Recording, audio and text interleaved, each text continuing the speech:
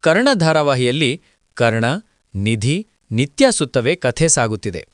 ಕರ್ಣ ಯಾರನ್ನು ಮದುವೆ ಆಗ್ತಾನೆ, ನಿತ್ಯ ಕಥೆ ಏನಾಗಲಿದೆ ಎಂದು ಕಾದು ನೋಡಬೇಕಿದೆ.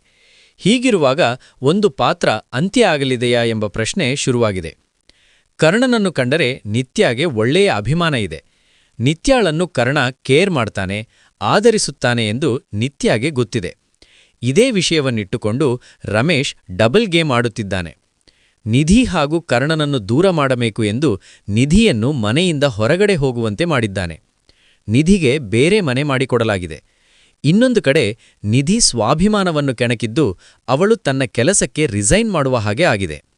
ನಿತ್ಯ ಹಾಗೂ ಕರ್ಣನಿಗೆ ಸಂಬಂಧ ಇದೆ. ನಿತ್ಯ ಹೊಟ್ಟೆಯಲ್ಲಿರೋದು ನನ್ನ ಮಗು ಅಲ್ಲ ಎಂದು ತೇಜಸ್ ನಂಬಿದ್ದಾನೆ. ಇದೇ ವಿಚಾರ ಇಟ್ಟುಕೊಂಡು ತೇಜಸ್ ನಿತ್ಯ ನಡುವೆ ಜಗಳ ಆಗಿದೆ. ಆರಂಭದಲ್ಲಿ ನಿತ್ಯ ಬೇಸರ ಮಾಡಿಕೊಂಡಳು. ಈಗ ಅವಳು ಕರ್ಣ ಆಸ್ಪತ್ರೆಯಲ್ಲಿನ ಬೋರ್ಡ್ ಮೆಂಬರ್ ಆಗಿ ಕೆಲಸ ಮಾಡುತ್ತಿದ್ದಾಳೆ.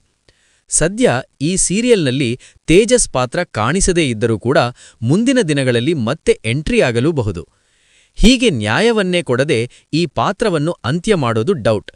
ಇನ್ನು ವೀಕ್ಷಕರು ಕೂಡ ತೇಜಸ್ ಪಾತ್ರ ಎಲ್ಲಿ ಹೋಯಿತು ಎಂದು ಪ್ರಶ್ನೆ ಮಾಡುತ್ತಿದ್ದಾರೆ.